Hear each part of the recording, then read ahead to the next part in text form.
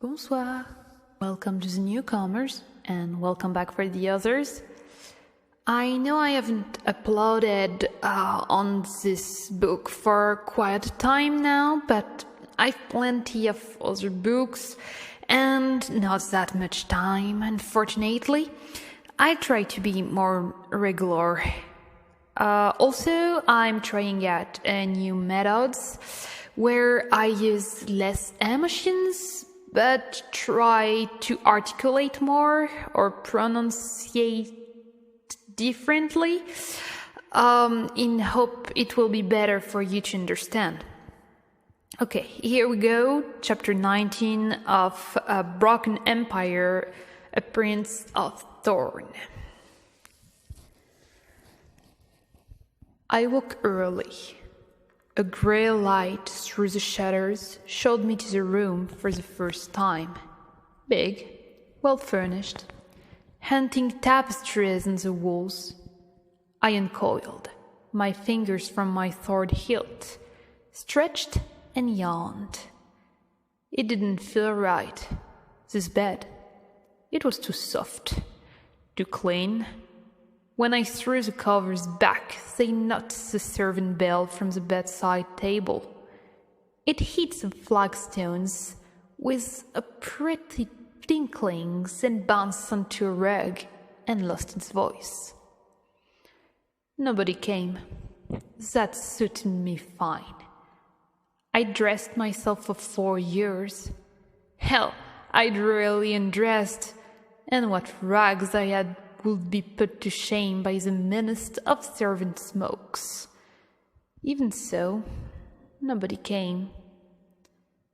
I wore my armor over the grey tatter of my shirt. A looking-glass lay on the sideboard. I let it lie there, face down. A quick run of fingers through hair in search of any loose, fat enough to be found, and I was ready to break my fast. First, I threw the shutters open. No fabbling with the catch this time. I looked out over the execution yard, a square bounded by the blank walls of the tall castle. Kitchen boys and maids hastened across the bleak courtyard, going about their various quests, blind to the pale wash of the sky so high above them. I turned from the window and set off on my own little quest. Every prince knows the kitchens better than any other quarter of his castle. Where else can so much adventure be found? Where else is the truth spoken so plain? William and I learned 100 times more in the kitchen of the tall castle than from our books on Latin and strategy. We'd stealed, ink-handed from Linda's study, and sprint through long corridors, leaping down the stairs too many at a time to reach the refuge of the kitchens. I walked the same corridor now, ill at ease in the confined space.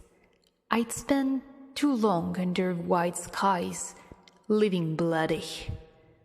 We learned about death in the kitchens too. We watched the cook turn live chicken to dead meat with a twist of his hands. We watched Hessel, the bread, pluck the fat hands, leaving them naked and death, ready for gutting. You soon learn there's no elegance or dignity in death.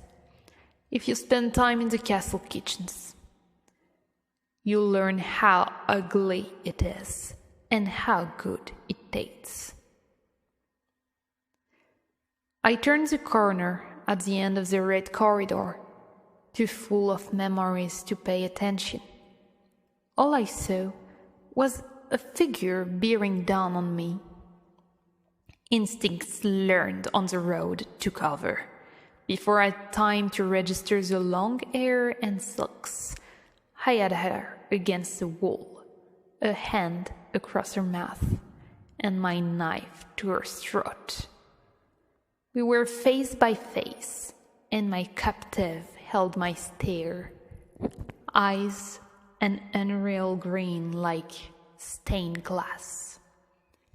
I let my snarl relax into a smile and unclenched my teeth.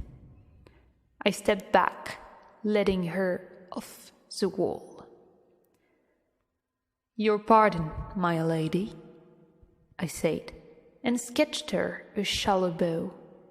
She was tall, nearly my height, and surely not many years my senior.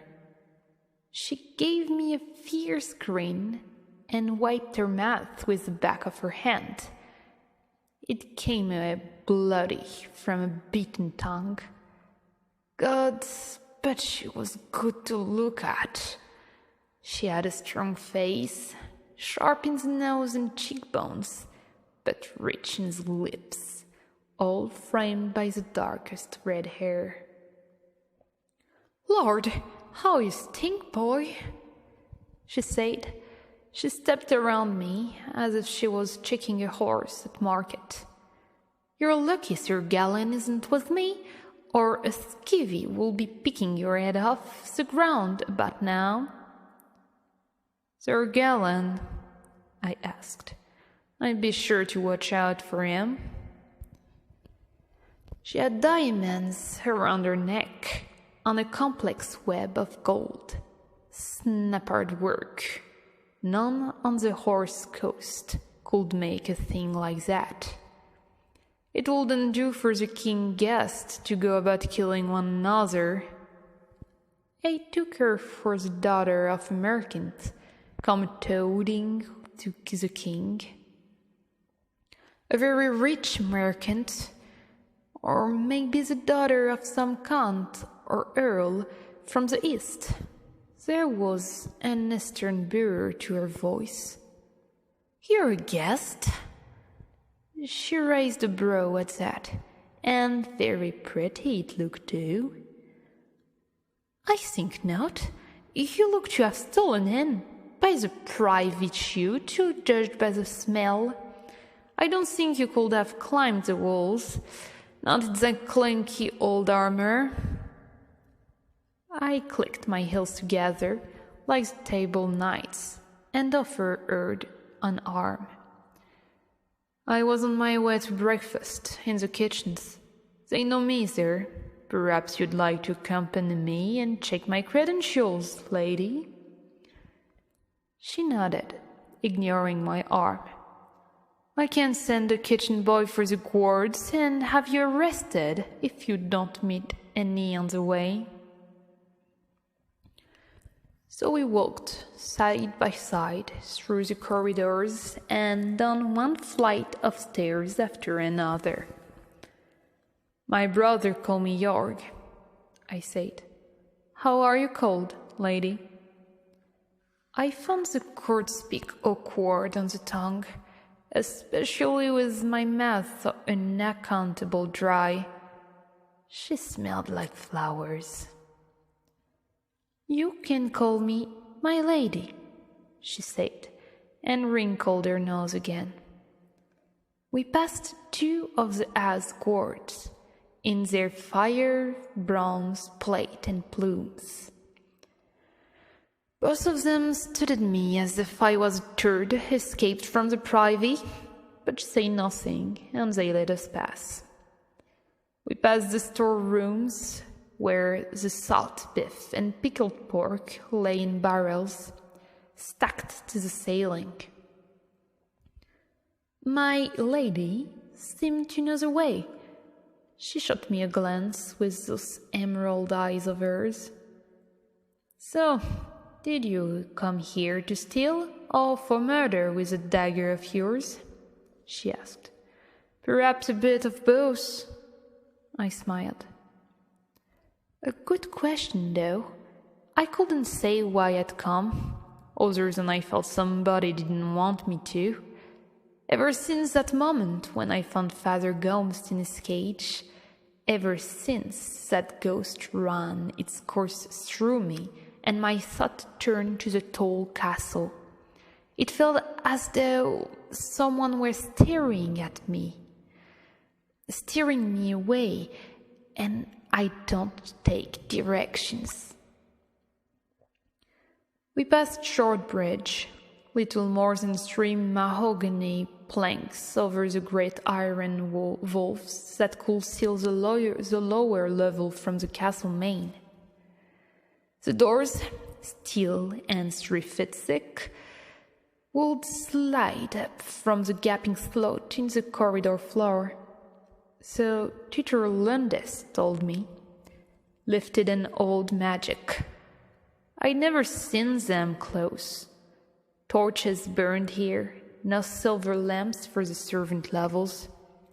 The stink of star smoke made me more at home than anything yet.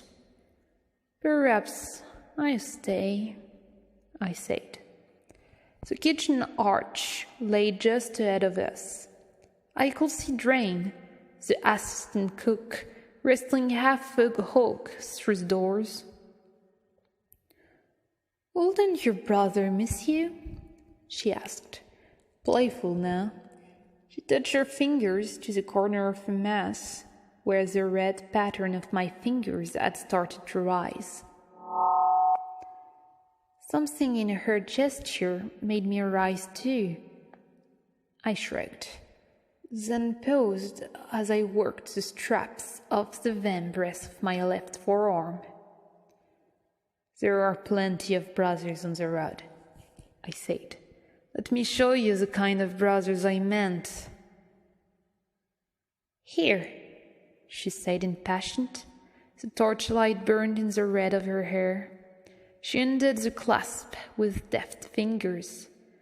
The girl in your armor, perhaps her gallantry was for more than just beheading ill-mannered lutes.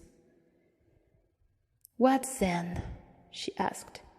"I've seen arms before, though maybe not one so dirty." I grinned at that, and turned my arm over so she could see the Brotherhood brand across my wrist. 3 ugly bands of burnt scar, a look of distaste furrowed her brow. "You're a South Lord? You take your pride in that?" "More pride in that than in any true family I have left." I felt a bite of anger. I felt like sending this distracting American's daughter on her way, making her run. "What are this?" She reached out to run her fingers from the brand up to the small of my elbow, where the armor stopped her. "Jesus, there's more scars than boy under this dirt." At her touch, a thrill ran through me, and I pulled away.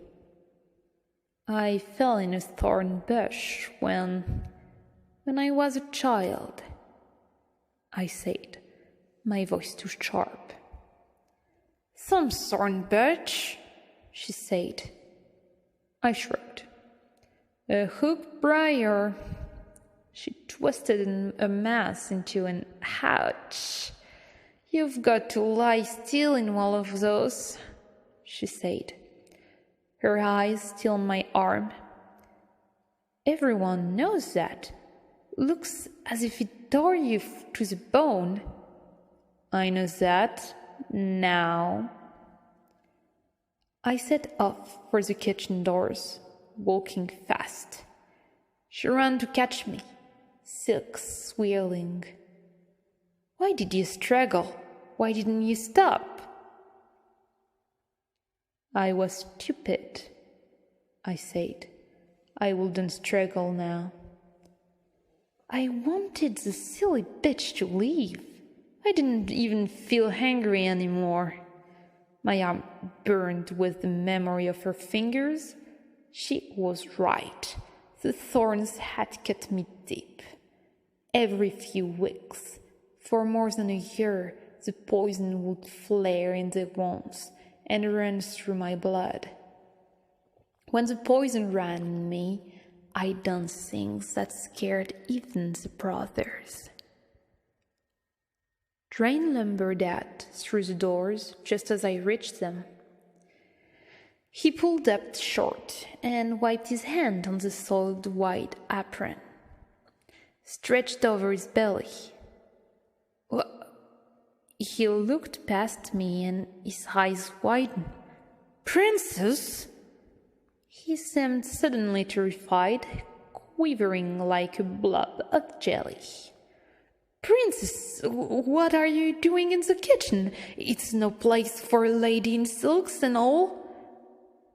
"Princess?" I turned to stare at her. I'd left my mouth open, so I closed it. She gave me a smile that left me wondering if I wanted to slap it off her or kiss it. Before I could decide, a heavy hand landed on my shoulder, and Drain turned me around. "And what's a ruffian like you doing leading your highness astray?" The question died in his throat. His fat face crinkled up, and he tried to speak again, but the words wouldn't come. He let me go and found his voice. "York? Little York?" Tears streamed down his cheeks.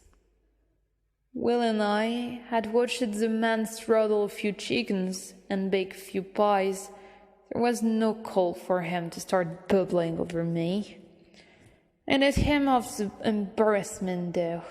He'd given me the chance to see her royal highness look surprised. I grinned at her and gave a court bow.